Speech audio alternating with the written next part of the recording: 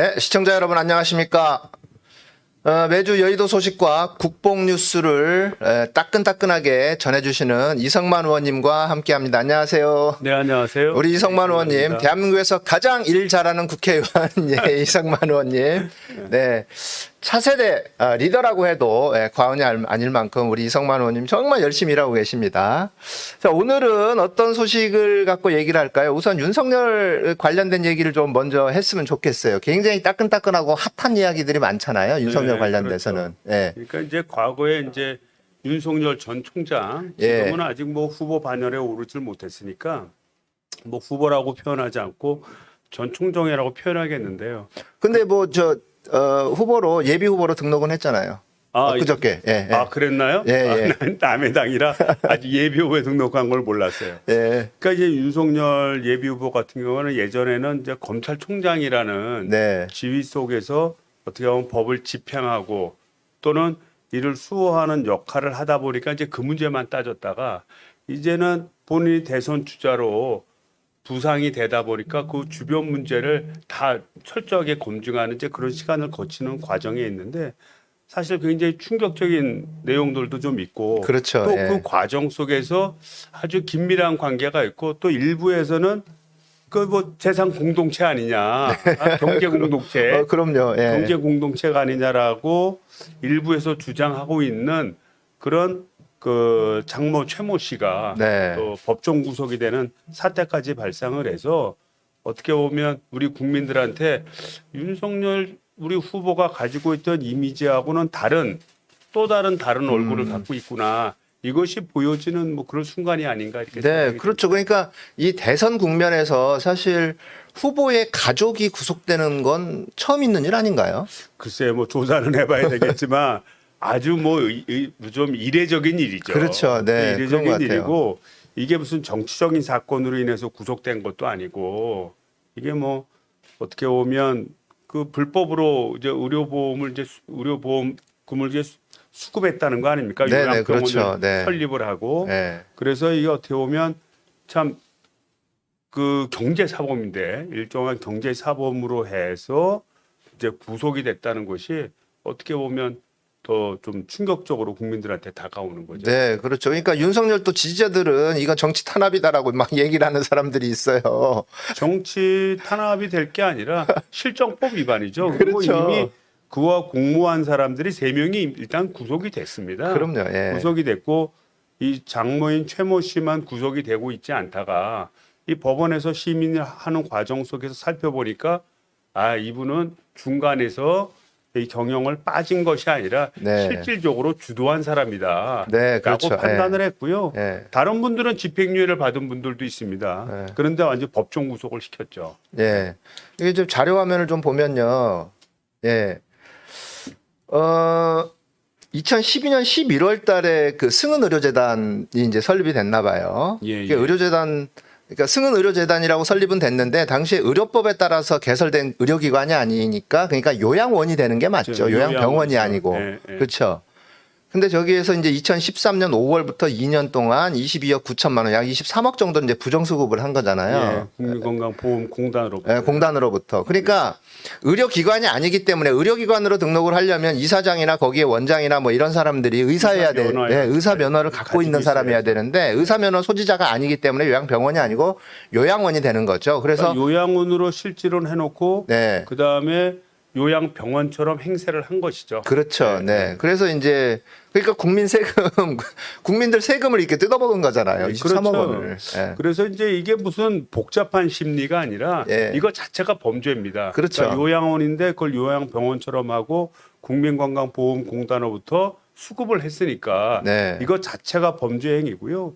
그래서 이거 관련된 경영자가 모두 구속이 되는 겁니다. 근데 최모 씨만 이 윤석열 후보의 장모이신 최모 씨만 구속이 안 되고 3명만 구속이 된 거예요. 그렇죠. 그러다가 물론 이제 둘은 집행유예가 나왔지만 그러다가 이번에 이제 심리 과정에서 이 최모 씨는 이게 면죄의 대상이 아니다. 이 경영권에 깊이 관여를 했다. 그 전에는 이제 관여하지 않았다. 그래서 뭐 조사 자체를 안 하고 이 심리 자체에서 제외됐었죠. 그런데 이번에는 이제 그게 아니다라는 것을 확인했고 그래서 법정 구속이 된 겁니다. 네, 그렇죠. 그러니까 그러니까 뭐 이제 정치적인 탄압을 뭐 따지고 말고 할 그런 사안이 아닌 거죠. 그런 사안의 문제가 아니에요. 그 책임 면제 각서라는 게 또 그게 또 논란이 돼가지고 사실은 최은순이가 처음에 이제 무혐의로 풀려났을 때 책임 면제 각서가 큰 역할을 했죠. 예. 근데 이번에 구속된 건 책임 면제 각서가 또 이번에도 큰 역할을 한 것 같아요. 아 그래요? 예. 그러니까 책임 면제 각서의 의미가 뭐냐? 네가 이 각서를 쓴 것 자체가 뭔가 불법적인 행위를 저질렀기 때문에 책임 면제 각서를 쓴 거 아니냐? 그래서 이번에는 오히려 그것 때문에 법정 구속이 된 역할을 좀 했다라고 그런 얘기가 있어요. 그리고 또 이제 법원에서 볼 때는 대리인을 통해서 경영에 관여했다라고 인지를 한 겁니다. 네, 그렇죠. 그러니까 예. 본인이 책임 면제 각서만 받았을 뿐이지 실제로는 다른 사람을 통해서 이렇게 해라 저렇게 해라 이렇게 지시했던 정황이 그대로 드러났다는 겁니다. 그러다 보니까 당연히 동업자의 한 사람이고 잘못되게 저 의료원을 설립해서 의료병원을 했으니까 다른 설립자와 마찬가지로 다른 네. 동업자와 마찬가지로 처벌을 받은 겁니다. 그리고 이 책임 면제 각서 자체도 이 받은 사실에 대해서도 같이 이제 공동 대표를 했던 그 김모 씨라는 분은 자기가 이 직인을 준 적이 없다. 그리고 내가 찍은 적이 없다라고 얘기를 하는 거예요. 다만 같이 공동 대표를 했기 때문에 자신의 직인이 항상 거기에 있었다. 근데 나는 전혀 알지 못했다. 근데 이제 최은수는 같이 동업한 사람이 이걸 써줬다라고 얘기를 했던 거죠. 참 그런 거 보면 좀 인간성에도 문제가 있는 것 같아요. 그럼요. 범죄도 범죄지만 이것이 같이 동업자들과의 관계에서 어떻게 보면 신뢰를 저버리는 행위를 이제 수시로 하지 않았나 이런 생각이 됩니다. 그러니까 그것이 다 드러나서 법조계에서 제가 듣기로는 이미 그 선고 있기 전날, 네. 선고 있기 전에 구속이 될 가능성이 높다, 유죄 판결 가능성이 높다 이런 얘기가 좀 흘러나왔다고 합니다. 그래- 심리 과정에서 이제 새로운 증거들이 많이 나타나는. 근데 이제 구형량이 3년인데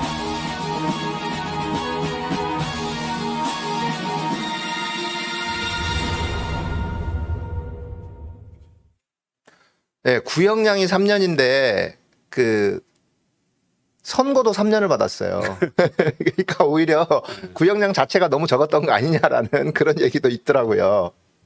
그리고 이제 실제로는 이제 3명이 미리 처벌을 받았는데 한 명이 이제 4년을 받았고요. 네. 2명이 2년 6개월에 집행유예 3년을 받았습니다. 그러니까 그 법원에서 볼 때는 최소한 그 서열 2위에 해당하는 경영에 깊이 관여한 당사자라고 보는 네, 거죠. 네, 그렇죠. 근데 저는 이 선고를 받고 나서 장모가 이런 선고를 받았으면 본인이 최소한 그 상황까지에 대해서는 사과를 해야 되는 거 아닌가요? 윤석열이라는 사람이. 일단은 전체 과정을 보면요, 우리 장모 최모 씨와 관련해서 또 부인 김건희 씨와 관련해서 아주 예전부터 범죄 사실이 계속 드러났던 정황들이 많이 있지 않습니까? 네. 그때마다 사실은 검사들과의 유착 관계로 빠져나왔다 이런 어떤 그런 추측성 보도들도 굉장히 많았었고 그런 문제 제기가 많았던 게 사실입니다. 네. 그래서 이번 건 같은 경우는 뭐 윤석열 총장이 재직 시절이니까 또 과거와 마찬가지로 검사가 가지는 권력을 활용해서 이런 사건을 덮으려고 한 것이 아니냐라는 그런 의심이 강하게 드는 거죠. 그렇죠. 그렇다고 네. 본다면 단순히 부인의 부도덕성의 문제가 아니라 그 후보자 본인 자신이 네. 장모를 위해서 혹시 권력을 남용하지 않았나 네. 이런 의심마저 드는 게 사실입니다. 그렇죠. 네. 이건 굉장히 또 이제 또 다음 질문으로 넘어가면 아주 너무 천박한 얘기가 돌고 있어가지고 자 윤석열의 처 김건희 씨 이른바 줄리라고 하는 얘기가 굉장히 많이 돌고 있어요. 그 이제 얘기 뭐 본인이 부인하시니까 본인은 줄리가 아니고 또 바빠서 못한다. 그다음에 석사 2개, 박사 하나를 받느라고 바빴고 강의 나가기 바쁘다 이렇게 얘기를 했고요. 또 그거에 대한 얘기를 했기 때문에 네. 그 대화의 내용이나 이런 말의 톤이나 이런 걸 봐서 진짜 석 박사가 맞은 거야? 받은 게 맞은 거야? 라는 어떤 의심을 갖게 됐고 네, 그렇죠. 그 과정에서 이제 박사 논문을 또 뒤져본 것도 사실이죠. 예, 아주 너무 이렇게 좀 천박한. 그리고 사실 제가 그 정도의 어떤 상황이 됐으면 저는 아무 얘기 안 했을 것 같아요. 내가 줄리다 아니다 그런 얘기를 할 필요가 굳이 없을 텐데 왜 굳이 그런 얘기를 해가지고 그러니까 뭐 본인이 먼저 얘기를 꺼냈기 때문에 이제는 그 사건 자체가 논란의 중심이 돼버린 거예요. 안철수 대표가 뭐 예전에 뭐 내가 저 누구야 MB의 아바타냐 아바타입니까? 이제 이 말이 결국은 하나의 회자가 돼서 아바타 논쟁이 일었었던 것처럼 그렇죠. 네. 뭐 아무도 뭐 대선 후보 부인한테 어떻게 보면 그 애칭으로 쓰이는 줄리란 거를 갖다 거론해 가면서 얘기하기가 좀 부담스럽잖아요. 그렇죠. 그리고 또 예. 검찰총장까지 지냈는데 네. 권력의 핵심에 있었고 그러니까 어떻게 보면 약간 성역화까지는 아니지만 좀 조심스러운 네. 논의하기 어려운 부분인데 본인이 뭐 언론 인터뷰를 통해서 스스로 본인이 줄리가 아니다라고 주장을 하니까 그러면 한번 따져봐야지 이렇게 된 거죠 뭐. 그 저희 서울의 소리에서도 이제 그 관련돼 가지고 여러 차례 보도를 했었거든요. 방송을 저희가 작년 1월부터 해가지고 벌써 1년 6개월이 넘었어요. 네, 윤석열 씨 관련된 일가 비리에 관련된 그 얘기를. 근데 저희 이제 유튜브 쪽에서만 이런 얘기를 많이 했었고, 그다음에 인터넷 언론에서만 얘기를 했었지, 메이저 언론사나 이제 공중파 방송이나 이런 데서는 꺼내는 것 자체가 굉장히 부담스러웠던 상황이었는데, 본인이 인터뷰를 해가지고 이걸 먼저 꺼내버렸어요. 그리고 사실 본인이 해명이라고 한 거, 그 석박사 뭐 하겠다고 뭐 강의 나가느라고 정신없이 바빴다라는 게 2007년도 이후에요.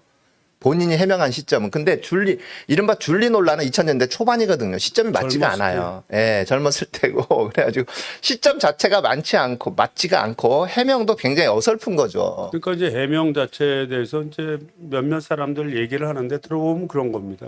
그러니까 바빠서 할 시간이 없다 이렇게 얘기를 했는데 그럼 안 바빴으면 하려고 했냐. 네, 이런 이제 반증이 생길 수가 있죠. 그래서 사실은 어떻게 보면 그 여성들한테는 어떻게 보면 치명적이고 그럼요. 예. 모욕적인 어떤 음해가 될 수가 있잖아요. 그러면 그런 음해 받는 거에 대해서 참 자존심 상하고 이게 있을 수 없는 일이 벌어진다라고 하는 그런 차원에서 얘기를 전개해야 해야 되는데 본인이 바빠서 못한다 이런 식으로 얘기를 하니까 안 그럼 바빴어. 안 바빴으면 하려고 했냐. 네. 그러면 그렇게 바쁘게 만든 그럼 학위는 제대로 받은 것이냐. 그런 걸 조사하게 된 거죠. 네, 그렇죠. 그 학위 논란, 논문 표절, 뭐 이런 여러 가지 의혹들이 있어요. 근데 이제 그 얘기를 좀 해봐야 될 것 같은데 너무 무서워요. 요즘에 이제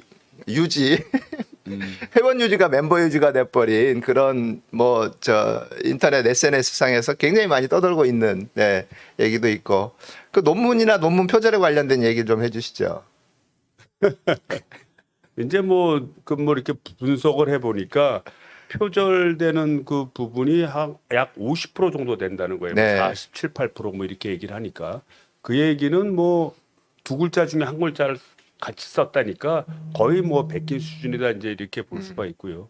또 많은 논란이 됐던 실제 영문 박사학위라면 영문 논문을 내야 되거든요. 네. 영문 논문을 낼 때 그거를 전문적인 번역사와 상의해 가면서 번역을 한 것이 아니고 그냥 구글에다가 번역기에다 돌린 거죠. 거 아니냐. 왜냐하면 지금 얘기하셨던 멤버 유지를 유지 그럼 메인테넌스라든지 이런 단어를 써야 되는데 그렇게 하지 않고 그냥 영어 발음 나는 대로 유지 이렇게 썼던 게 이제 어떻게 보면 화면 좀 띄워주세요. 그냥 회원 관리 그랬으면 번역기가 좀 잘했을 거예요. 예? 번역기 회원 관리 그랬으면. 근데 멤버 유지 그러니까 컴퓨터가 번역기가 인식을 잘 못한 거죠. 그리고 저 때까지 주장을 하고 있습니다. 네, 그리고 또 저 때까지만 하더라도 구글 번역기나 이런 네이버 번역기 자체가 원활하게 돌아가는 상황이 좀 아니었던 것 같아요. 그리고 저거를 사실 영어로 번역한 것 자체가 문맥이 전혀 맞지가 않는 것 같아요. 영어. 근데 그거는 안 읽어봤어요. 그러니까 온라인 운세 컨텐츠 이용자들의 이용 만족과 불만족에 따른 사실 어떤 연구가 돼야 되는데 이게 보면 연구가 아니라 이게 도대체 무슨 말인지 이게 영어로 번역된 것도 되게 이상하게 지금 번역이 돼 있는 거예요. 그러니까 불만족에 의해서 온라인 뭐 돈이 되는 컨텐츠와 그다음에 그 멤버 유지에 대한 뭐 만족도 조사 네. 뭐 이런 얘기 같아요. 내가 봐서는. 네. 근데 이제 거기에 멤버 유주가 딱 들어가 버리니까 되게 우스운 꼴이 돼버린 거죠. 그래서 뭐 이게 사실은 이제 많이 좀 회자가 됐고 예. 그래도 이제 이게 박사학인데 박사학이라고 하는 것은 어떤 논리적인 검증 절차를 거쳐서 주장하는 바의 타당성을 입증하고 그거를 통해서 새로운 가설을 뭐 만드는 이런 학술론적인 어떤 절차들이 있습니다. 네, 근데 그렇죠. 예. 이게 그런 절차를 거쳐서 한 건지 그 좀 약간 의심이 가고요. 그래서 이에 대해서 이제 국민대 교수들이 야 이거 국민대 그 위상에 문제가 된다라고 하고 좀 전면 재조사를 해야 된다라고 네. 하고 있는 상황이죠. 네, 네, 그렇죠. 예. 그래서 이제 그 결과를 보면 이제 정확하게 그 사실이 드러나겠죠. 네, 네, 그러겠죠. 김건희 씨와 최현순 씨가 또 둘이서 함께 이렇게 그 개입한 정황이 있는 게 사실 도이치모터스 사건이잖아요. 도이치모터스도 주가 조작 있고요. 사건. 예. 예. 그 주가 조작 사건이 사실 2009년도부터 지금 시작이 된 건데 2012년도에 윤석열과 김건희가 이제 결혼을 했잖아요. 그러면 예, 예. 그때 2009년도에 시작이 됐다고 하더라도 이 사건이 계속해서 진행이 되면서 결혼하고 나서도 윤석열이 분명히 이 사건에 대해서는 분명히 알고 있을 거라고 생각을 해요. 실제 주진호 기자든가요? 예, 주진우 기자. 그 주진호 기자의 내용을 잘 이렇게 들어보니까 그런 주장을 해요. 그러니까 그 이제 장모 최모 씨가 이거 말고도 여러 가지 이제 범죄 이제 관련이 돼 갖고 가서 진술을 하고 뭐 이랬던 것 같아요. 그런데 그 진술을 할 때 검사의 이름이 나게 되면 그러면 경찰도 좀 조심하게 되고 그냥 검사들도 내사를 한다는 거예요. 내사를 내서 이거는 내부적으로 처벌을 할 망정 외부적으로는 문제가 되지 않도록 보호해야 된다. 뭐 이렇게 정리를 하는 것 같습니다. 그래서 2008년도가 9년도에 이미 조사한 조서의 어떤 특정 조서에 의하면 뭐 윤석열 검사와 뭐 새기고 있고 뭐 이런 표현이 있다는 거예요. 그러니까 이미 결혼은 2012년도에 했다 하더라도 당시에 이제 문제가 됐던 이 도이치모터스 사건이 있었던 때에 서로 만나는 관계는 있지 않았나 네. 이렇게 좀 추정이 되는 겁니다. 네네.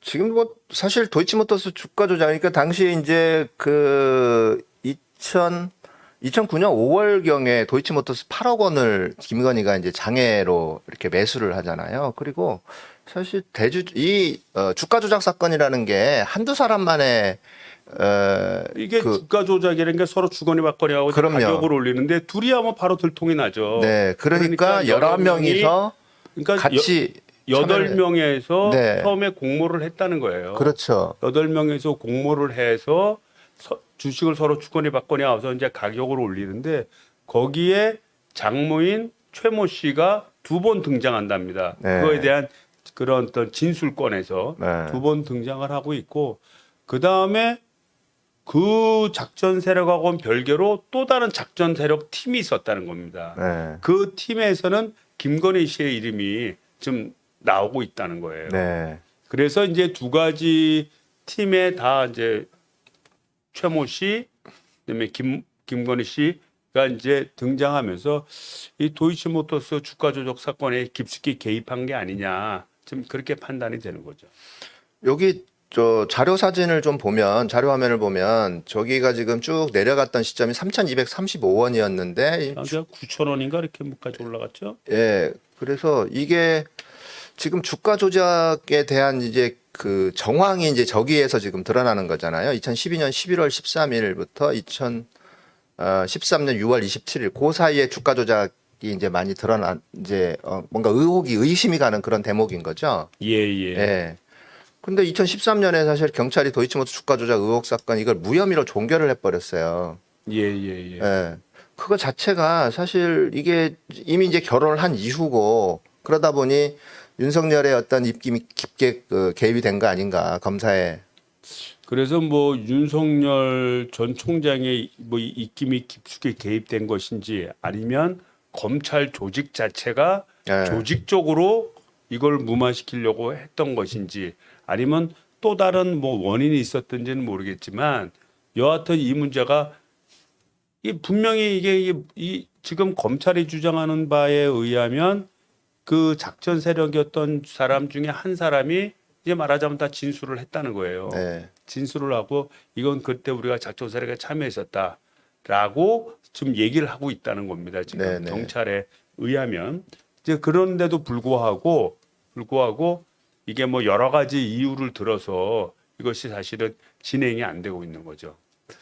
그래서 이제 그 예전에 이제 그 우리 그 최 씨가 장모 최 씨가 이제 모텔 안양시인가 모텔과 관련한 사건을 이렇게 또 문제가 됐었는데 거기서도 다른 사람들은 다 구속이 되는데 당사자는 구속이 안 됐다는 겁니다. 그 당시에도 특정 검사가 도와주니까 그 문제를 해결했다는 거예요. 네. 그래서 최모 씨가 그때부터 깨달은 것이 이게 검찰하고 결탁을 하면 특히 검사하고 결탁을 하면 어떠한 범죄를 저질러도 빠져나올 수 있겠구나라는 확신을 가졌고 그 이후에 많은 검사들과의 관계를 가졌다는 겁니다. 일부 네. 주장하는 거에 의하면. 그래서 그 사실만을 갖고 뒤집어 보면 이 윤석열 총장 자신이 어떻게 보면 특수부 출신으로서 권력 있는 요직들을 많이 거치지 않았습니까? 그렇죠. 예. 네, 거쳤고 또 어떻게 보면 검찰 조직의 핵심적 위치에 있었고 하다 보니까 본인이 한 것인지 아니면 검찰이 이름이 회자되는 것을 의도적으로 막은 것인지 뭔지는 모르겠지만 이 검찰의 힘이 검사의 힘들이 보이지 않게 작용하지 않았나라고 하는 합리적 의심은 사실 되는 게 사실이죠. 네네. 네. 우리 저기 질문지 없는 거 질문 하나 드려도 될까요? 그 뭐죠? 송영길 대표하고 이준석하고 합의된 예. 거 전국민 재난지원금 주기로 했다가 그쪽에서도 이준석이도 이제 합의를 했잖아요. 그 다음에 예, 이제 예, 예. 100분 만에 이제 합의가 깨져버린. 예, 이게 완전히 100분 쇼였어요. 그 어떻게 된 거예요, 그게? 그러니까 뭐 오늘 저도 이제 뉴스를 얼핏 들어보니까 이제 우리 당내에서도 논란이 많지 않습니까? 이게 네. 80%를 줘야 되느냐, 100%를 줘야 되느냐. 또 그런 상황에서 또 여당과 야당과 이 문제를 갖고 따지게 되면은 이제 복잡해지니까 이준석 대표를 서로 만나자. 송영길 대표가 만나서 아마 이 문제를 아마 얘기를 한 것 같아요. 그래서 주요 논점은 그런 것 같습니다. 소상공인을 지원하려면 소비가 진작이 돼야 되고 소비가 진작이 되려면 이게 무차별하게 어떤 차별 없이. 예. 조건 없이 동일한 액수를 지원해야 이 사람들이 그거를 열심히 소비하면서 결국 소상공인이 살아나지 않겠느냐라는 설득을 했고 이에 대해서 이준석 대표가 동의를 했다는 겁니다. 예. 동의를 해서 이제 진행이 됐다는 건데 그게 이제 뭐 국민의힘당 뭐 최고위원회나 이런 데서 이제 논란이 됐던 거죠. 중진들이 문제를 삼고. 그 이준석의 리더십이 이제 계속해서 상처를 받고 있는 것 같아요. 그쪽 정당에. 저는 이제 이런 식으로 봅니다. 이제 좀 시각을 좀 달리해서 보면 이제 송영길 이제 대표도 이제 조금 이제 우리 당내 지지하시는 분들한테 뭐 지적도 받고 이제 뭐 이런 게 또 어느 정도 있는 게 사실이잖아요. 있었죠. 예. 또 이준석 대표도 그게 있는 게 사실이거든요. 그래서 두 분의 당 대표의 특징이 뭐냐면 특징이 차기의 대선에 상당히 지금 말고 차기의 대선에 대해서 깊은 생각을 하는 생각할 것으로 추정되는 분들이라는 거예요. 예. 그러면 이게 미래 이제 권력에 대해서 뭐 해봐야겠다라는 생각을 가지고 있다고 한다면 자기 목소리와 자기 아젠다를 내도록 노력하겠죠. 네. 다소 기존 어떤 환경에는 좀 안 맞다 하더라도 좀 이거를 바꾸려고 할 것 같고요. 그런 차원에서 송영길 대표와 이준석 대표는 보다 지금에 갇혀져 있는 더불어민주당, 지금에 갇혀져 있는 국민의힘당의 어떤 틀에서 벗어나서 보다 미래지향적 얘기를 할 가능성이 되게 많습니다. 예. 다만 이제 그런 걸 하는 과정 속에서 얼마만큼 충실하게 그래도 자기의 논리를 지켜내느냐 이제 이게 이제 관건인데 저는 이제 그 국민의힘당 내부에 보면 일부 좀 혼란이 있다 하더라도 이준석 체제를 지속할 수밖에 없을 거예요. 그렇겠죠. 왜냐하면 이준석 체제가 무너지면 그 많은 국민의힘당을 지지하는 사람들이 야 이러면 내년 대선 포기하는 거 아니냐 이렇게 생각할 가능성이 높거든요. 그렇죠. 예. 그러니까 지금 현재 뭐 이준석에 대해서 여러 가지 논란이 있고 뭐 설왕설래가 있고 또 당내에서 반발하는 뭐 일부 세력이 있다고 하더라도 결국은 전 뭐 이준석 대표 체제는 그쪽이 내년 대선까지는 가지 않겠나. 아, 그럼요. 그리고 예. 실제 이제 예전에 이제 뭐 박근혜 이제 이명박 대통령 예. 서로 갈등이 심할 때 그때 뭐 박근혜 대통령을 많이 비난을 했죠. 예? 많이 비난을 하는데 박근혜 대통령이 유명한 말을 했습니다. 그럼 왜 선거 때 저보고 내려오라고 했습니까? 이제 그때 아마 그 홍준표 의원이신가 아마 그랬던 것 같아요. 내 네. 기억이 좀 이거 한데 그러니까 이 이준석 대표도 자기의 색깔을 가지고 이제 얘기를 한 거고 내심 그리고 어느 정도 그 좀 그 똑똑한 그 분 아닙니까? 똑똑한 분인데 야 이런 얘기를 하면 파장이 좀 있겠다 이런 생각은 할 수 있었겠죠. 그럼에도 불구하고 합의를 도출할 수 있었던 거는 그래도 지금 이끌고 갈 수 있는 사람은 나밖에 없다라는 좀 자신감이 좀 있었을 것 같고 그 다음에 이런 좀 난관이 있어도 뭐 라이브하게 돌파할 수 있으면 좋고 안 되면 뭐 다시 수정하고 이랬을 가능성도 높아요. 네. 예. 그 또 이번에 민주당 그 경선 과정에서 네. 그 김재원 최고위원인가요? 저쪽 국민의힘 김재원 최고위원이 거기에 또 뭐 역선택을 조장하는 그런 발언을 했고 실제로 또 그런 행위가 또 포착이 되기도 하고 뭐 그랬잖아요. 그리고 또 그거를 이준석이가 그 관련돼서 화이트 해커다라는 발언으로 이렇게 감싸주려고 했던 상황도 있었고 어때요? 그 저 민주당 경선 과정에서 역선택 하려고 이제 들어오는 그런 사람들에 대해서 우리 어떻게 봐야 되나요? 그러니까 이제 선거를 이제 하게 되면 그런 역선택이란 부분이 없을 수는 없습니다. 네. 그러니까 이제 경선 과정에 특정 후보가 되는 것이 자당한테 유리하다라고 생각해서 남의 당의 어떤 경선 과정에 개입해서 어떤 자당에 유리한 후보가 되도록 이제 그렇게 하는 행위인데 많든 적든 그런 행위가 조금씩 이루어지는 건 사실이에요. 근데 이제 그거를 어떻게 보면 공당의 최고위원이라는 지위면 최고 결정자 아닙니까? 네. 최고 결정자고 결정자의 역할을 할 수 있는 거죠. 결정자죠. 최고 네, 결정자죠. 김재원 네, 의원이 최고 결정자인데 이게 우리가 심판을 보든 안 보든 모든 경쟁에는 룰이라는 게 있는 겁니다. 네. 이 정치 어떤 경쟁 과정도 근본적으로 지켜야 될 도의와 그 원칙이 있는 거죠. 우리가 뭐 축구 시합을 하면서 심판이 좀 딴 데 쳐다본다고 뭐 걷어차고 그러면 되겠습니까? 이게 기본적인 도의인데 그런 도의를 저버리는 그런 언사를 최고위원이 공식적인 석상에서 그렇게 한다는 거. 그건 그 자체가 김재원 의원 개인의 소양에 좀 문제가 있지 않나 생각이 돼요. 이 정치인으로서 기본적으로 지켜야 될 도의를 지키는 건가? 난 그게 문제고요. 두 번째 이거를 내버려 두는 국민의힘당도 난 이해를 못 하겠어요.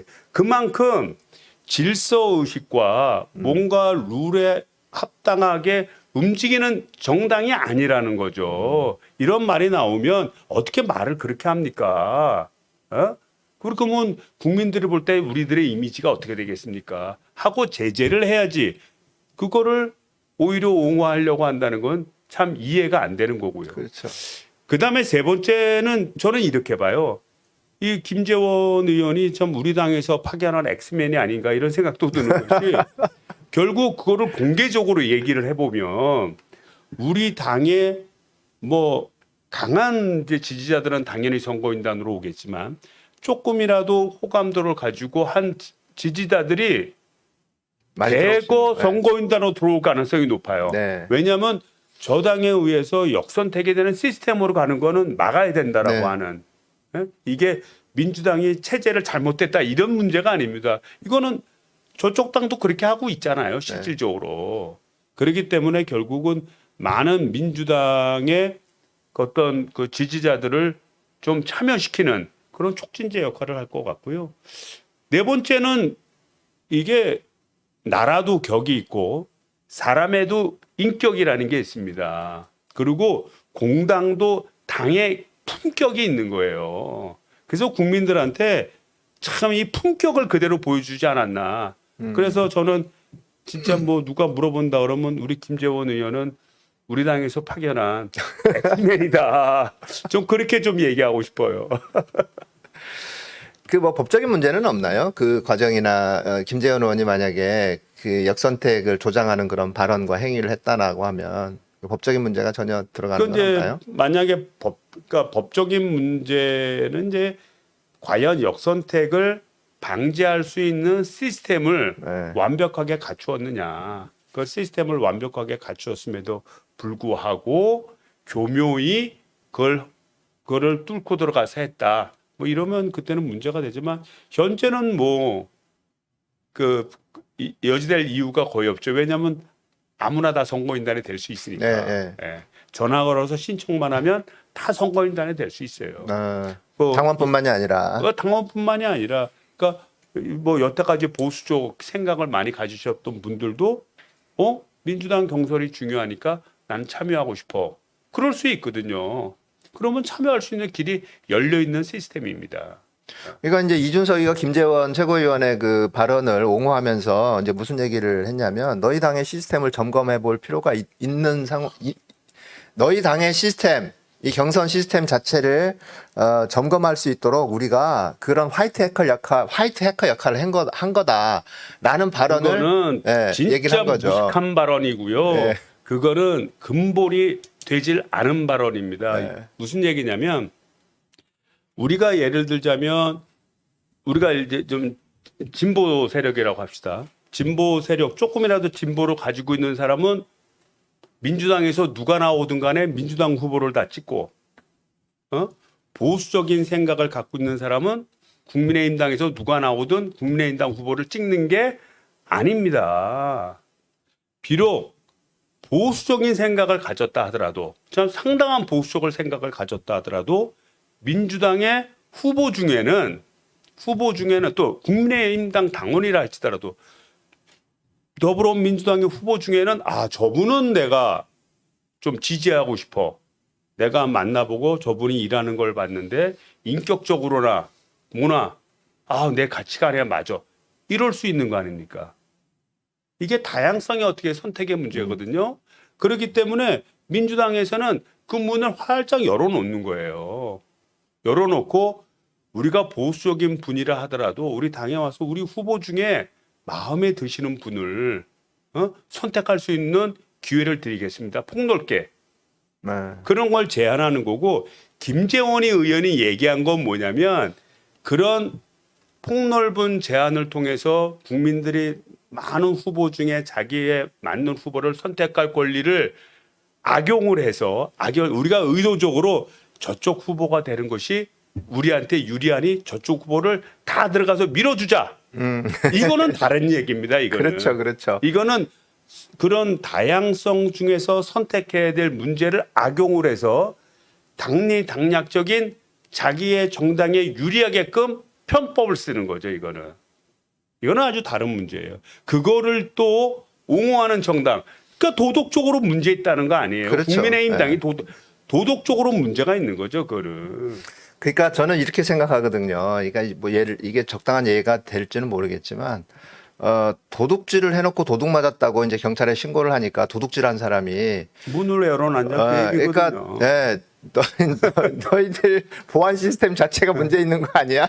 도둑질을 예방하는 시스템에 문제가 있는 거 아니야? 뭐 이렇게 변명하는 거하고 그러니까 똑같은 뭐 거예요. 우리 예전에 시골 같은데 보면 우리가 인심이 좋고 서로가 믿고 살 때는 다 열어놨죠. 뭐 대문을 다 열어놓고 방문도 다 열어놓고 다니지 그럼요. 않습니까? 예. 그래서 옆집에서 저 집에 가서 뭐 좀 빌려야겠다 그러면 가갖고 예. 거기 있는 뭐 가위도 빌고 칼도 빌리고 빌려서 가져온 거예요. 주인이 없어도. 네. 그리고 쓰고 나중에 나서 갖다 돼서 주고. 다 쓰고서는 아이고 내가 거기서 빌렸어 하고 돌려주는 겁니다. 옛날 시골에서 많이 그랬죠. 옛날에 시골에서 네. 다 그렇게 한 거예요. 그러면서 서로가 믿고 미덕으로서 살아온 겁니다. 네. 그러다 갑자기 뭐 의도를 가지고 나의 이익을 취득할 목적으로 의도를 가지고 들어가서 물건을 빼내왔다 그러면 그건 사안이 다른 거지. 완전히 다른 거죠. 예. 예, 예. 그러니까 제가 볼 때는 우리 국민의힘 당이 이 문제에 대해서 대처하는 거를 보면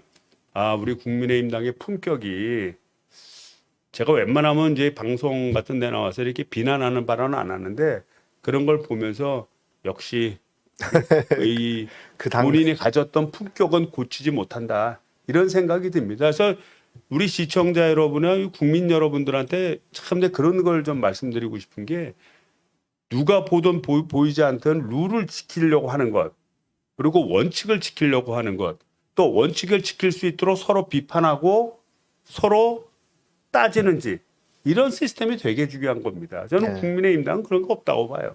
예. 최근에 지난주인가요? 그 ABC 협회에서 ABC 협회 이제 정부에서 정책 지원을 뭐 중단하겠다라는 그런 식으로 발언을 했어요. 예, 예. 예, 그러니까 이게 지금 조선일보의 주가 부수 조작 사건이 이제 가장 큰 문제가 됐던 그런 부분이었죠. 거기에서부터 이제 출발한 거죠. ABC 협회. 그러니까 과거에도 ABC 협회가 부수 조작을 했다는 그런 정황, 그 의혹, 의심 이런 거는 많이 있었지만 실제로 내부 고발자, 공익 제보자를 통해서 부수 조작 상황이 드러났고 그래서 그런 상황들 때문에 이제 정부의 수사가 또 의뢰가 됐고 그다음에 또 국회에서는 미디어 바우처법이랄지 이런 언론 개혁 입법을 또 만들고 하는 상황이 좀 있었죠. 그다음에 이번에 이제 정부에서 ABC 협회에 대한 정책 지원을 이제 중단하겠다라고 그것도 말씀을 하신 거고. 이미 지원된 것도 예. 환수하겠다 이렇게 이제 환수까지 말씀을 하신 거예요. 환수까지 얘기했죠. 그렇군요. 네. 자, 그러면 이건 이제 앞으로 향후에는 이제 어떻게 될까요? 이런 부분들이. 그래서 뭐 광고라는 거를 우리가 실으면 이제 광고 효과를 기대하는 건데 신문은 광고 효과 중에 제일 큰 기준이 발행 부수 아니겠습니까? 그렇죠. 예. 이게 발행을 해서 구독자가 많으면 그만큼 노출 빈도가 높기 때문에 당연히 이제 그에 상응하는 광고료를 이제 지불해야 되는데 정부가 이제 그 공공기관이다 보니까 정부가 특정 언론은 뭐 세게 주고 또 특정 언론은 약하게 주고 이렇게 자의적으로 하면 언론사별 차별을 하게 되니 ABC 협회라는 거에 다 들어오게 해서 거기서 부수 조사를 통해서 부수 조사가 결과가 어떻다 한다면 그거를 근거를 해서 광고료를 책정하겠다는 거거든요. 근데 문제는 그런 광고료를 책정하는 기준인 그 부수 조사가 이 조작이 돼 있다든지 또는 과장돼 있다고 한다면 그거는 결국은 국민의 세금을 어떻게 보면 그 어떻게 쓰는 거고 남용하는 거거든요. 그렇죠. 예. 그러니까 이거는 당연한 어떤 그런 결과라고 보고요. 그래서 이거를 이제 대체하고자 국민이 실제 구독을 하고 있는가라는 또 다른 방식의 조사를 통해서 이제 대체하겠다. 뭐 이런 입장인 것 같습니다. 네. 자, 이제 의원님 오셨으니까 의원님 항상 이렇게 이제 국뽕 뉴스, 의원님께서 전해주시는 국뽕 뉴스가 굉장히 재밌다고 그래요? 예, 네. 우리 시청자들 반응이 되게 좋아요. 아 그래요? 예. 근데 우리 사실은 우리나라가 진짜 잘 나갑니다 요새. 그러게요. 저 최근에 개발도상국에서 이제 선진국으로 예. 유엔 무역 개발 회의. 웅크타드죠. 웅크타드죠. 예, 예. 거기에서 너희들은 이제 개발도상국 뺄 거야. 이제 너희들은 이제 선진국이야라고 이제 발표를 한 거죠 공식적으로. 그렇죠. 발표한 거고 그 웅크테드 뭐 엉크테드 이 무역 개발 회의라는 것이 결국은 뭐냐면 이제 개발도상국을 이제 어떻게 보면 발전시키고 그 다음에 어떤 무역을 활성화시키기 위해서 그 노력하는 기관이거든요. 근데 뭐 잘 아시다시피 선진국은 이미 상당히 수준이 고도화돼 있지 않습니까? 기술적 우위에 있지 않습니까? 네. 그러다 보니까 선진국이 그 우위에 있는 부분하고 개발도상국 같은 경우에는 이제 시작하니까 여류의 부분이 있지 않습니까? 네. 그러니까 그러고 경쟁하라고 그러면 선진국이 어떻게 개발도상국이 어떻게 경쟁해서 이기겠어요. 그러니까 일정 부분의 혜택을 주는 겁니다. 뭐 일정 부분의 보조금을 줘도 좀 용인해주고 또 특정 분야에 대해서는 좀 뭐 수입 그런 것도 막도록 해주고 뭐 이렇게 해서 혜택을 줘서 이 개발도상국과 우리 선진국들이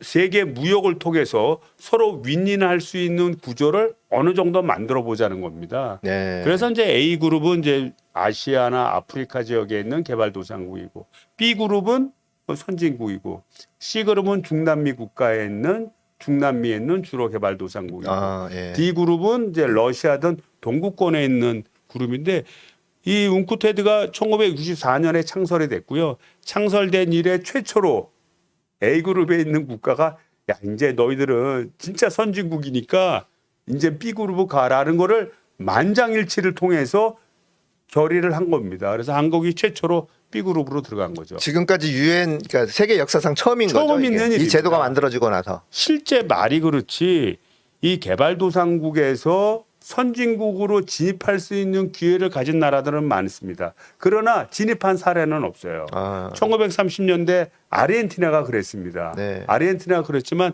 결국은 독재 정권에 들어서고 문제가 돼서 지금 다시 개발도상국 지위에 갔고요.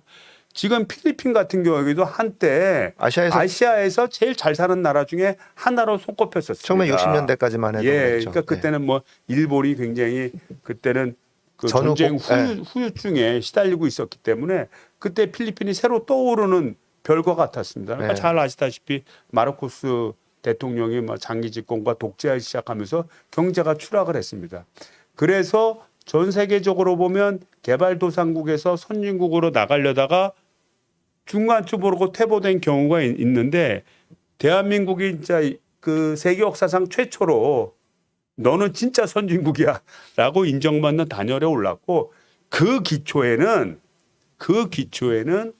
경제적 활동력도 되게 중요하지만 민주주의라고 하는 근본 가치가 자리 잡았기 때문에 그 생산되는 부가 특정 세력이나 특정인에 귀속되지 않고 많은 국민들에게 합리적인 배분 방식을 통해서 배분되다 보니까 국민이 통합하고 더 열심히 일한 결과로 나타난 겁니다. 네. 그래서 우리나라 어떤 그런 경제 발전의 역사는 우리가 민주화 운동 그러면 이제 과거 뭐 전두환 대통령, 전두환 시절이라고 얘기하는데 그때만 민주화 운동을 한 게 아닙니다. 그 외에도 우리는 끊임없이 해왔죠. 네. 끊임없이 싸워왔습니다. 지금 뭐 이준석 대표는 뭐 페미뭐에 대해서 굉장히 비판적인데 여성 해방 운동도 우리가 90년대부터 많이 했습니다. 노동 운동 많이 했고요. 그렇죠. 또 2000년대 전후로 해서는 DJ 대통령 들어서는 여성 운동을 많이 했습니다. 그 다음에 노무현 대통령 들어와서는 인권 운동을 많이 했죠. 그리고 이제 또 2000년대 초반 같은 경우에는 또 역사 바로 세우기라는 역사 그런, 바로 세우기 하고 기본적으로 가져야 될 가치관을 민주주의 토대를 만들어 갔고 그다음에 2010년대 와서는 우리 광우병 민주화 운동처럼 우리 생활의 민주화를 요구했고 또 2016년도에는 촛불. 정부의 부도덕성, 정부의 무능성에 대해 따지는 촛불 민주화 운동이 일어난 겁니다. 이런 민주화 운동이 바탕이 됐고 그 바탕 위에서 정부가 국민의 눈높이에 맞는 정책을 필 수밖에 없는 구조가 됐기 때문에 우리나라는 지속적으로 성장을 했고 지금의 선진국 반열에 오를 수 있었던 겁니다. 그러니까 지금 문재인 대통령이 사실은 이 역할, 그러니까 우리나라가 개발도상국에서 선진국으로 이렇게 격상이 된 게 한데 결정적인 역할을 하신 거잖아요. 그럼요. 현 정부에서. 일단은 우리가 이제 촛불 민주화 운동을 통해서 무혈 정권 혁명, 교체를 무혈 혁명을 일으켜서 정권 교체를 한 거 아닙니까? 우리 국민들이 한밤중에 다 촛불을 들고 뭐 광화문, 뭐 서초동 모여서 외치고 그것이 힘이 돼서 결국은 세계사에 유례 없는 탄핵이라는 헌법적 조항으로 대통령 탄핵이라는 다 조항은 가지고 있지만 이것이 실현된 사례는 거의 없습니다. 이것이 대통령도 국민의 뜻에 의해서 쫓겨날 수 있었다라는 것이지 쫓겨난 사례는 거의 없어요. 그리고 이것이 법원 헌법재판소 판결에서 판결이 나는 위대한 역사를 쓴 겁니다. 그래서 이제 문재인 정부가 들어서서 그런 많은 그 우리 국민들의 어떤 기대를 이제 한 몸에 받았고 그거에 따라서 경제적인 차원에서도 계속적인 민주화 정책을 펼쳤고 우리 국민들의 경제 활동에 힘을 모을 수 있었던 네, 거죠. 네, 그렇죠. 예. 6월달 수출 동향을 한번 좀. 제가 그 마지막 하나만 더 예, 예, 얘기하면 말씀하십시오. 그럼에도 불구하고 난 우리나라 그 언론이 참 너무 아쉽습니다. 너무 아쉬운 정도가 아니라 이게 원래는 진짜 이런 발표를 들었을 때 우리가 진짜 대한민국 드디어 자타가 공인한 선진국이 되다. 웅쿠테드 B그룹 이렇게 이런 헤드 타이틀로 해서 온 국민이 서로 자축하고 서로에 대해서 야 우리가 진짜 반세기 만에 위대한 역사를 썼다고 하고 또 우리 지금 개발도상국의 롤모델이 된다라는 거를 스스로 자축하고 우리의 어떤 자신감을 가져야 돼. 네.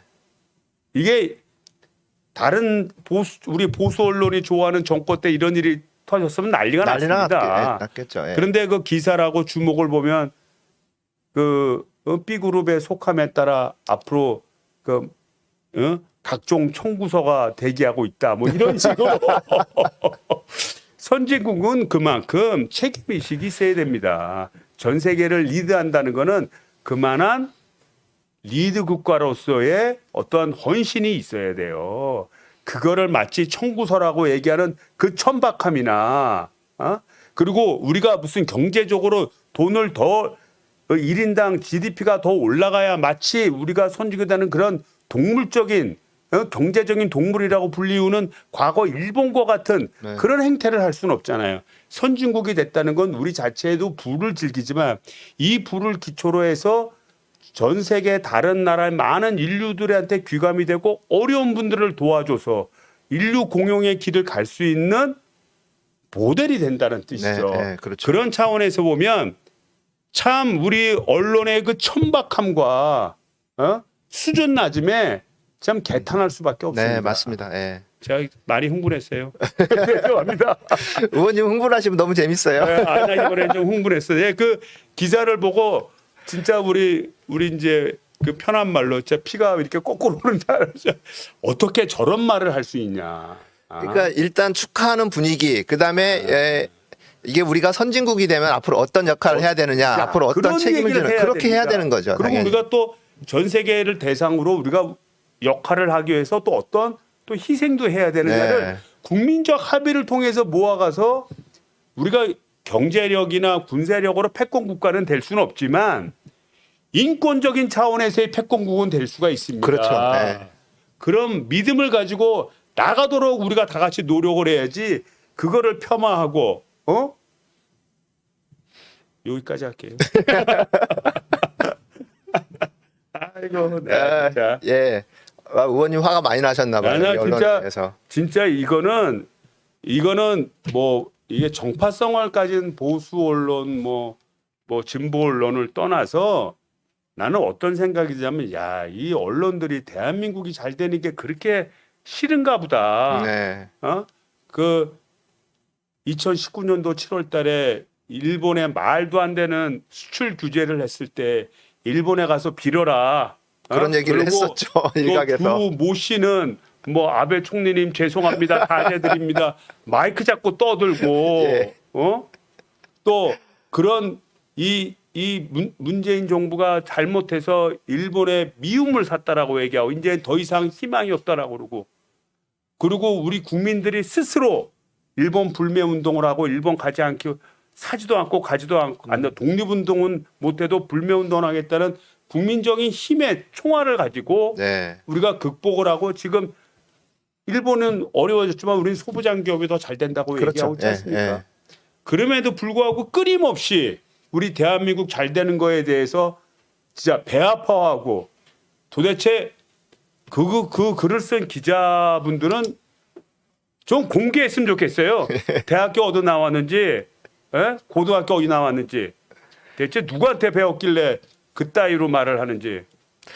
그러니까 지금 사실 이제 저쪽에서 일본을 대하는 그런 마음이나 지금 보수 언론이나 또는 보수적인 정파성을 띠고 있는 그런 정당에서는 일제가 당시에 우리나라에서 일제의 지배 시절에 우리나라에다가 심어놓은 열등국민의식, 대한민국 조선 국민은 열등한 국민들이야라는 그 의식을 그대로 그걸 물려받고 있는 것 같아요. 그래서 우리나라는 여기에 일본하고 싸우면 절대 이기지 못해. 그러니까 일본한테 무조건 굽신거리고 가야 돼. 뭐 이런 의식이 좀 있는 거 아닌가 싶어요. 이게 그런 것도 있고요. 기본적으로 정확히 말하면 그 사람들은 보수주의자가 아니에요. 그렇죠. 예. 보수주의자는 국익우선, 맞습니다. 그다음에 최강의 국방, 네. 그다음에 자기 국민 보호, 그리고 자기의 자긍심 이런 거를 중심적 가치를 따지는 게 보수죠. 그게 보수주의고. 그거 진정한 보수죠. 그다음에 우리 진보주의는 그것보다는 사회 평등, 네. 우리가 국민의 사회 평등,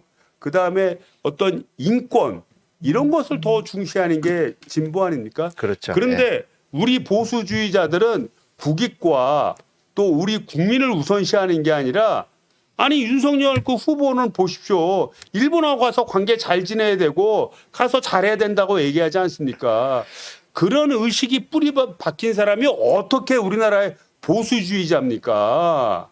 그거는 보수가 아니라 짝퉁, 깍퉁, 짝퉁 친일 세력이라고 밖에 볼 수가 없어요. 일본의 극우 세력들이 하는 얘기하고 똑같은 얘기를 계속 반복하고 있는 거예요. 우리나라 극우 세력들이 일본 극우 세력과 같은 얘기를 하고 있는 거잖아요. 일본 신문에 장난칠 나오는 신문 나오면 말이지 그거를 그대로 일본발 기사로 해서 적어주는 그런 모모 신문사라든지 에휴 그게 어떻게 보수 신문입니까? 그렇죠. 예. 친일 매국 신문이지. 따라 팔아먹었던 신문. 예? 예. 자, 의원님 흥분을 좀 가라앉히시고요. 아, 의원님 흥분을 시켜야 이렇게 재밌구나, 방송이. 죄송합니다. 예. 의원님 그 상반기 수출 동향 이거 얘기 한번 좀 해주시죠. 아유 뭐 대단하죠 우리나라요. 예. 저기 이제 상반기, 그러니까 작년 5월 달부터 해가지고 올해 6월 달까지의 이제 수출 증감률 추이예요. 근데 지난 5월에 비해서 6월 달은 수출 증감률로 조금 줄었어요. 그러니까 45%에서 39% 정도로 이렇게 조금 줄었는데, 뭐 거의 비슷한 거예요. 네, 근데 수출액은 늘었단 말이에요, 오히려. 그거는 왜 그러냐면 전년도에 예. 전년도에 코로나가 굉장히 심했지 않습니까? 그러니까 그때가 제일 어려울 때가 4월 달, 5월 달이 제일 어려웠어요. 네. 그다음에 6월 달 돼서 조금 회복이 되기 시작한 겁니다. 전 세계적으로요. 그래서 4월 달, 5월 달은 급격하게 많이 늘었고 6월 달은 전년도에 비하면 증가율이 조금 적은 거예요. 그럼에도 불구하고 작년 6월에 상당히 작년 6월이 작년 5월이나 4월에 비해서 수출량이 많았기 때문에 올해 6월 증가율이 작년 6월 증가율보다 다소 적었음에도 불구하고 수출액 수는 더 많아지게 된 거죠. 그러면 저기 나와 있는 저 수치가 저기 위에 그 수출 증감률 그 추이가 그 전월 대비인가요? 아니면 전년이죠. 전년 대비인가요? YOY죠. 그러니까 전년도 대비. 네, 전년. 아니 전월 대비 40%씩 늘어나면 그렇죠. 예. 우리나라 수출 큰일 나게. 그러니까 YOY 그러니까 전년도 대비. 네, 전년 대비. 예. 저기 6월 달에 이제 548억 달러라고 이렇게 돼 있는 게 예. 지금 그러니까 올해 5월 달은 508억 달러로 돼 있고 올해 6월 달은 이제 548억 달러라고 이렇게 돼 있더라고요. 저기 보면. 그러니까 전년도 6월 달이 전년도 5월에 비하면 수출량이 많았던 거예요. 예. 좀 회복이 됐던 거예요. 코로나의 깊은 위기에서 조금 빠져나올 때입니다. 6월 네. 달이. 네. 예. 그래서 작년 6월에 비해서 올해 6월이 증가되는 정도가 한 40% 정도밖에 증가가 안 됐지만 액수로는 올 5월보다 더 높아지게 된 거죠. 네. 네. 그런 얘기군요. 예. 네. 알겠습니다. 그리고 우리나라가 상반기 그 1월부터 6월까지예요. 네. 상반기에 한 3,030억 달러 정도 됩니다. 3,030억 달러. 그러니까 역대 상반기 수출액에서 제일 많은 거예요. 네. 역대. 우리가 보통 수출액이 제일 많았을 때가 2018년도입니다. 2018년도에 반도체 가격이 급증을 했어요. 반도체 아주 급등을 하면서 우리나라 디램 가격이 엄청 오르니까 반도체 판매 수익금이 많이 들어온 겁니다. 반면에 다른 산업들 뭐 선박이라든지 뭐 다른 석유화학이라든지 이런 다른 산업들은 좀 어려운 산업들이 꽤 많았어요. 네, 예. 그런데 올해 상반기의 특징은 뭐냐면요. 우리가 보통 보통 15개 품목이라 그래요. 네. 우리나라 주력 산업이 뭐 자동차, 디스플레이, 뭐 반도체, 바이오, 네. 뭐 철강, 석유화학, 정밀 기계, 뭐 통신 기계, 반도체 뭐 이렇게 쭉 얘기를 하거든요. 15개 품목이 전부 다 증가를 했어요. 그러니까 뭐가 잘 나가 뭐가 그러니까 몇 개 업체가 몇 개 업종이 주도한 게 아닙니다. 그러니까 우리나라 경제 시스템이 전반적인 개선이 있었다고 보는 거예요. 그 다음에 우리나라가 전체 수출하는 지역을 뭐 미주 지역, 유럽 지역, 뭐 오세아니아 지역, 중남미 이렇게 9개 지역으로 나눈다 그래요. 9개 지역의 수출이 전부 다 늘었어. 네. 그러니까 특정 지역의 어떤 매수세 증가에 의해서 수출이 늘어난 게 아니라 우리나라의 전체 무역 시스템이 개선됐다라는 겁니다. 네. 그러니까 2018년도는 그때도 뭐 거의 2위에 해당하는 3천억 달러가 넘는 그런 수출을 했음에도 불구하고 그때는 한두 개 종목의 어떤 반짝이성 그 수익을 통해서 이루어졌다고 한다면 올해의 어떤 그 상반기 매출 1위는 우리나라 전체의 산업, 네. 전 세계 전체의 지역을 대상으로 이루어졌다는 진짜 획기적인 일입니다. 네, 그럼요. 획기적인 일이고 이거에 대한 이렇게 바뀐 거에 대한 거는 구조적인 문제가 있다고 봐요. 이제 어떤 거냐면 예전에는 이 미국이 그 세계 경제 질서를 짜면서 그 당시 옛날엔 소련이었죠. 소련을 대항하는 세력으로 중국을 이제 키워준 게 사실이에요. 그러면 이제 러시아가 됐지만 그리고 중국을 생산 기지로 생각을 한 겁니다. 네. 그래서 모든 생산 여력을 중국에다 많이 심어준 거예요. 그러니까 중국이 발전을 했죠. 그 힘입어. 미국도 많이 발전했습니다. 왜냐하면 싼 노동력, 싼 원료를 사용해서 제품을 만들다 보니까 전 세계 수출도 많이 하고 자기네 이득도 높아진 겁니다. 근데 미중 갈등으로 인해서 중국에서 미국하고 야 우리 한판 해볼까 나도 패권국이야 이렇게 되면서 미중 갈등이 되니까 좀 중국을 제외시키려고 하잖아요. 중국을 제외시키는데 중국과 가장 경쟁적인 관계에 있는 곳이 대한민국의 사실 우리나라입니다. 우리나라는 일본도 경쟁적이고 그 다음에 중국도 경쟁적인데 일본은 우리나라 경쟁력의 힘을 가지고 극복해낸 겁니다. 그때는 이제 1980년대 말에 프라자 합의라는 걸 통해서 미국이 일본을 갖다가 좀 죄했는데 그때부터 서서히 우리가 경제력을 키워왔고 그래서 이제 일본은 이제 어느 정도 상대가 안 되는 수준으로 갔고 중국이 이제 우리를 따라잡을 어떤 신흥 강자로 올라서는 때에 미국이 그걸 막아준 거예요. 네. 그리고 우리나라가 그거를 대신하는 생산기지 역할을 하게 된 겁니다. 그러니까 이게 굉장히 구조적인 문제예요. 그래서 구조적인 문제이기 때문에 이 시진핑 정권이 오래 가야 됩니다. 그런가요? 오래 가야 돼요. 오래. 그다음에 이런 말하면 역설이지만 아베 정권이 좀 오래 갔으면 좋겠어요. 스가. 그러니까 자민당 정부? 아베가 다 뒤에서 다 조절하잖아요. 그러니까 스가 총리든 다우전 뭐 우리 저 요다 재무상이 됐든 또 아베 전 총리가 됐든 이런 세력들이 좀 오래 갔으면 좋겠어요. 그러면 우리가 전 세계 생산의 생산 기지 역할을 할 수밖에 없습니다. 네. 그러면 우리의 어떤 산업 발전은 또 엄청나게 많이 이루게 되고요. 또 우리가 생산한 부 자체를 또 다른 제3개국에 투자를 한다든지 새로운 진출로를 만들 겁니다. 그래서 우리나라가 아까 언크테드 얘기도 했지만 우리나라가 단순히 선진국에 진입하는 것을 넘어서서 세계 속에서 기술 중심국으로 거듭날 수 있는 구조적인 과정에 있다 이렇게 보면 네. 됩니다. 굉장히 좋은 얘기고 굉장히 흐뭇한 얘기이긴 하지만 우리 또 개인적으로 시간이 없죠. 개인적으로 또 너무나 어려운 상황에 처해 있는 그런 분들 같은 경우에는 지금 코로나 극복이나 또 전국민 재난지원금이나 이런 부분들에 또 참. 많이 기대를 많이 하고 계실 거예요. 그래서 예.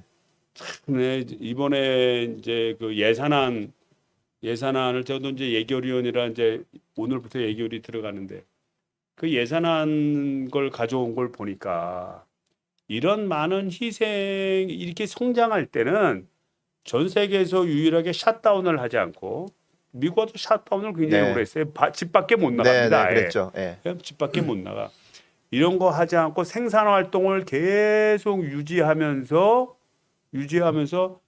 지금의 경제력을 이끌어온 나라는 사실 거의 우리나라밖에 없어요. 네. 그리고 그 뒷배경에는 소상공인, 자영업자의 희생들이 엄청났습니다. 네. 상반기에만 40조가 넘는 세금이 더 거쳤어요. 아, 여러 가지 원인이 있지만 제일 큰 원인이 수출이 잘 되니까 기업의 이익이 많아지지 않습니까? 그럼 미리미리 법인세 같은 걸 미리미리 뗍니다. 아. 또 우리 근로소득세 미리미리 매달 떼잖아요. 그것도 늘다 보니까 그걸 뗀 게 무려 40조나 잉여금이 생긴 거예요. 그렇군요. 그러니까 엄청난 부를 가졌으면 희생을 해주신 우리 소상공인을 위해서 써야 될 거 아니에요. 그럼요, 당연하죠. 그래서 참 아쉽고 네. 이 문제는 제가 이제 뭐 여당 의원으로서 뭐 이런 자리에 와서 얘기하는 게 부적절할지는 모르겠는데 참 그 문제에 대해서는 좀 부끄럽게 생각해요. 네. 예? 이래서 우리 어려우신 자영업자들 살고 국내 내수 경제를 살려서 아까 좋은 말씀하신 거예요. 우리나라가 경제는 그렇게 잘 나감에도 불구하고 그 어려운 분들이 많잖아요. 네, 네, 맞습니다. 이분들을 위한 시스템이 제대로 가 있지를 못한 거예요. 네. 그래서 앞으로의 과제는 그런 것 같습니다. 앞으로의 과제는 우리가 이 성장의 구도를 이제 짜놓은 틀에서 이 성장의 구조의 틀이 어떻게 합리적으로 분배되도록 하느냐. 끊임없이 보수 언론들은 또 끊임없이 보수 측에서는 계속해서 비판을 합니다. 왜 세금 올리냐? 왜 나라빚 쓰냐? 왜 퍼주기 하냐? 왜 그 돈도 못 갚는 사람들 탕감해 주냐? 그런데요. 우리가 돈이 없으면 모르겠지만 돈이 잉여금이 생기는 거를 적절히 나누어서 다 같이 사는 나라가 돼야 그것이 기반이 돼서 우리 국민이 하나로 뭉쳐서 더욱더 다른 세계로 도약할 수 있는 것이지 여기서 못 사는 건 너 팔자야 이런 식으로 얘기를 하면서 그거를 국가에서 뒤를 돌봐주지 않으면 이 부의 편차가 결국 우리 사회를 분열시킬 가능성이 되게 높습니다. 그래서 내년 대선도 참 걱정이 되는데 저희는 진짜 우리 후보가 누가 됐든 꼭 이기고 이 구조적인 어떤 그런 경제 성장의 길목에서 성장이 분배로 이루어지는 하나의 경제적 통합을 이루는 그런 때가 되도록 해야 돼요. 네. 저도 참 부족한 게 많은데 하여튼 이 점을 더 강조해서 좀 따져보려 합니다. 네, 네. 그러면 의원님 지금 산자위에서 예결위로 가시는 거예요? 아니면 함께? 산자위에서 예결이죠. 예결위는 특별위원회이기 때문에 네네. 산자위는 기본으로 하고 거기서 그렇군요. 이제 네, 그렇군요. 네. 지금 뭐 다음 일정 때문에 가셔야 되는 건가요? 어떻게 되시죠? 시간이? 뭐 한 10분 정도는 시간이 있습니다. 그래요. 예. 그 유럽 혁신 지수라는 게 있다고 그래요. 그래서 거기에서 또 대한민국을 굉장히 높게 평가를 했다고 그러는데 그 얘기 좀 해주시죠. 그러니까 이제 EU 전체적인 네. 평균을 이제 100이라고 보고 다른 나라를 이제 지수를 매기는 겁니다. 근데 우리나라가 EU 전체가 100이라고 보면 우리가 121이라는 거예요.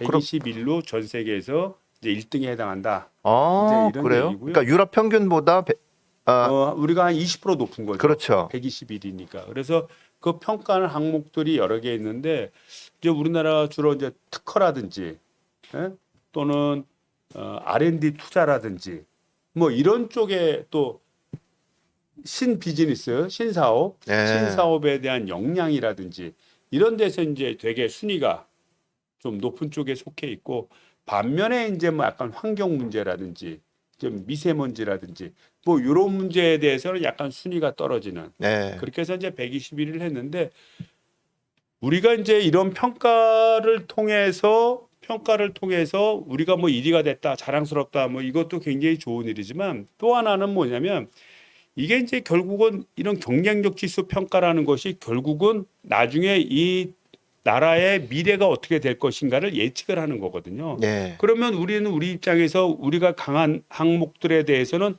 그것이 제대로 잘 그대로 가도록 만들어줘야 되고요. 그렇지 못한 항목에 대해서는 우리가 빨리 개선을 해야 되잖아요. 환경 문제나 미세먼지나 그렇죠. 뭐 이런 환경 부분들. 문제나 미세먼지나 뭐 이런 문제들은 우리가 빨리빨리 개선을 해야 되잖아요. 개선을 하려고 그러면 우리가 이제 재생에너지 예를 들자면 재생에너지 전환이라든지 네.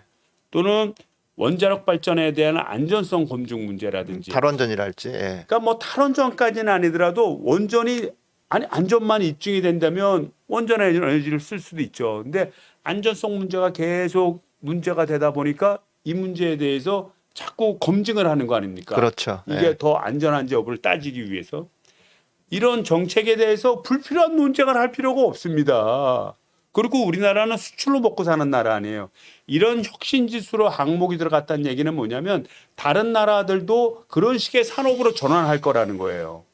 그래서 재생에너지로의 전환에 관련된 부분을 뭐 원전이 더 싸고 뭐 재생에너지 비싸고 뭐 효율이 어떻고 이런 문제가 아니에요. 이거는 우리나라가 변하든 변하지 않든 전 세계가 그걸로 변해서 가는 거예요. 그렇죠. 예. 전 세계가 변해서 가는 거예요. 다만 우리 쪽에서 원전이 필요한 부분에서는 더 기술적인 연구를 통해서 안전한 원전이 될 수 있도록 노력하면 되는 것이고요. 재생에너지에 대한 부분도 집중적으로 투자를 해서 우리나라의 어떤 환경 문제도 개선시키지만 그 기술력을 가지고 전 세계의 재생에너지 전환의 시장이 어마어마한 시장입니다. 그 시장에 우리가 들어가서 미래의 산업의 선도가 돼야 되는 네. 겁니다. 이런 전 지구적인 입장에서 정책을 펼쳐야 되는데 그냥 비판하기 위한 그리고 우리 윤석열 후보께서는 무슨 원전에 이렇게 많이 가보셨는지 어떤지 모르겠는데 자 한번 후쿠시마 좀 한번 다녀오셨으면 좋겠어요. 후쿠시마 다녀오고 체르노빌도 다녀오시고 거기에서의 교훈이 뭔지 그다음에 우리나라에 있는 각 원전 시설이 안전한 부분이 있습니다. 안전합니다. 그럼에도 불구하고 점검할 것은 없는지 따져보셨는지 나는 걱정이 되고요.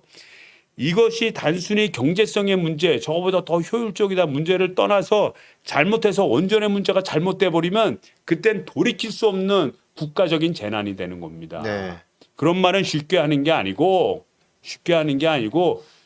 많은 전문가와 논의를 통해서 대통령 후보라고 한다면 책임의식을 가지고 그렇죠. 해야 되는데 본인이 내가 볼 땐 그런 것 같아요. 문재인 대통령 총장 시절에 문재인 대통령한테 좀 이렇게 좀 맞서니까 지지율이 올라가더라 하니까 할 수 있는 것이 대통령으로서의 어떤 전국을 살피고 전체를 균형 있게 발전시키는 전략을 가지기보다는 내가 대통령 되는 길은 문재인 대통령 하라는 거 반대로 한다 나는 이러는 것 같습니다. 참 그런 점에 대해서 진짜 안타깝고 저런 분이 되면 참 아유, 미래가 너무 끔찍하죠. 걱정이 좀 많이 됩니다. 걱정이 많이 되고 그러니까 정치 경험이 없어서 그런지는 모르겠지만 이 전체적으로 역사나 정치나 뭐 이런 부분에 대한 철학 자체가 없는 사람인 것 같아요. 윤석열은. 이제 그런 부분에 대한 문제점이 저는 제일 크다고 보거든요. 윤석열이라는 사람에 대해서는. 아무래도 뭐 보통 뭐 법학이 이제 형식적 논리를 중시하다 보니까 이제 철학적인 부분에서 뭐 그쵸. 약하다 뭐 이런 설이 있는데 뭐 그래서 그런지 어떤지 자우지가 뭐 그렇습니다. 그래서 저는 이렇게 봐요. 우리가 그 유럽 혁신지수 1위라는 문제에서 1위니까 참 우리나라 대단히 성장해 왔다. 자긍심 좋고 두 번째는 우리가 부족한 거를 빨리 우리 국민들이 이거는 미래에 우리한테 다가올 과제이기 때문에 그래요. 네. 그리고 이 과제를 능동적으로 대응하는 국가가 미래를 선도하게 되는 겁니다. 그래서 이런 지수의 항목들을 보고 미래를 개척해야 된다고 네, 봅니다. 네, 그렇죠. 예, 맞습니다. 그 OECD 또 정부 신뢰도 조사에서도 굉장히 높은 순위를 또 받았잖아요. 이제 뭐 정부 최근 들어. 신뢰도라는 게 이제 결국은 그냥 국민들한테 물어본 거예요. 예, 아, 정부 신뢰하십니까? 예. 그게 여론조사를 했는데 우리나라가 19위, 19위 정도 한 것 같아요. 20위라고 돼 있네요. 20위? 예, 이 자료 좀 띄워주세요. 예, 20위 한 40% 정도? 예. 예. 저게 이제 2년에 한 번씩 그 조사에서 이제 발표를 하는 것 같고요. 예, 예. 2017년, 19년, 21년 올해 이제 조사에서 이제 발표한 것 같아요. 예. 2017년도가 이제 32위로 네, 가장 20위네, 우리. 가장 낮은 시점이었던 것 같고 지금은 2017년에 비하면 4년 만에 또 20위로 이렇게 그래서 엄청 그 뛰어들어왔어요. 특징적인 게 뭐 스위스, 노르웨이, 핀란드 이런 국가들이 대부분이 이제 그 사회 민주주의, 그렇죠. 유럽의 사회적 강소국가, 자본주의를 예. 많이 하는 나라입니다. 삼인주의죠. 그러니까 예. 삼인주의를 많이 하는 거예요. 예. 그러니까 우리 국민이 벌어 수익이 있으면 수익의 한 반절 정도를 뭐 세금으로 내서 예. 그 세금으로 온 국민이 참 미래 걱정 없이 살 수 있도록 그 구조를 만드는 그런 아주 복지 국가입니다. 이 복지 국가들의 신뢰도가 되게 높은 거예요. 네. 그리고 단순히 복지 국가에만 머무르는 것이 아니라 아까 얘기했던 미래 산업의 투자를 이 세 나라들이 굉장히 많이 합니다. 네. 그래서 미래의 성장 먹거리를 항상 고민하는 거예요. 그다음에 이제 민주화가 잘 돼 있고.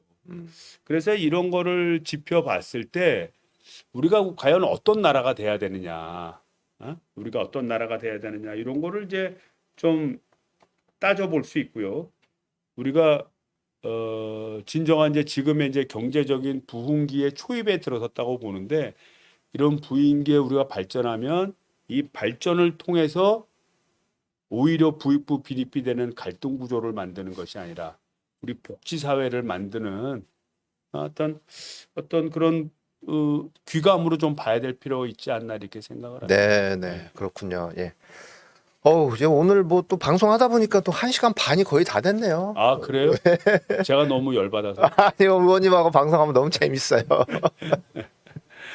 우리 시청자 여러분은 어떻게 보셨는지 모르겠네요. 네, 그러게요. 우리 시청자분들도 이제 의원님 좀 고정 팬층들이 좀 형성이 되는 것 같아요. 의원님께서 오셔가지고 이제 국뽕 뉴스를 꾸준히 해주시잖아요. 네, 그래서 그리고 또 이제 의원님 지역구가 이제 부평 갑이시잖아요. 부평 갑 그쪽 주민들이 또 들어오셔가지고 많은 분들이 또 보고 계시기도 그래요? 하고 그렇거든요. 네. 아무튼 이제 의원님 뭐 끝으로 한 말씀만 좀 해주시죠. 그래서 이제 저는 이제 그렇게 생각이 됩니다. 그러니까 특히 이제 운굿에 대해서 우리가 B 그룹으로 들어간 거, 그다음에 우리 6월달 수출이 뭐 역대 상반기 이후에 최고인 것, 모든 품목, 모든 쪽에서 다 플러스 성장을 이루었다는 것, 그다음에 미중 갈등의 구조 속에서 대한민국이 전 세계적 핵심 역할을 하고 있다라는 것. 네, 이런 구조 속에서 우리가 하여튼 더 발전해야 됩니다. 발전하고 우리가 발전하면은 저 일본과 국가 같은 나라가 되면 안 돼요. 네, 그럼요. 그냥 옆 나라 그냥 땅이나 그냥 뭐 하라고 하고 남의 나라 욕해가면서 편화 얻으려고 하고 이런 나라가 되지 않고 우리가 이성적인 토론을 하고 또 우리가 내부가 모든 국민이 똑같이 살 수는 없지만 서로가 그래도 미래에 대한 불안감이 없이 살 수 있는 구조를 만드는 그런 아름다운 대한민국을 만드는데 하여튼 우리 시청자 여러분들도 많이 좀 참여해 주실 거라고 믿고요. 저도 이제 부족하지만 더 열심히 노력하겠습니다. 시청해 주셔서 감사합니다. 네, 시청자 여러분 오늘 방송은 여기까지 하기로 하겠습니다. 예, 또 의원님 휴가는 언제 가세요? 저는 8월 초에 갈 8월 초에 거예요. 국회가 다 같이 가시나요? 아마 8월 초에는 국회 쉴 것 같아요. 아, 네, 그래요. 예. 그러면 휴가 가시기 전에 한 번만 더 오셔가지고 예, 방송 뭐 그러든가요. 좋은 얘기 한번 좀 해주시죠. 네, 자 오늘 방송은 여기서 마치도록 하겠습니다. 시청해주셔서 감사합니다. 네, 수고하셨습니다. 네.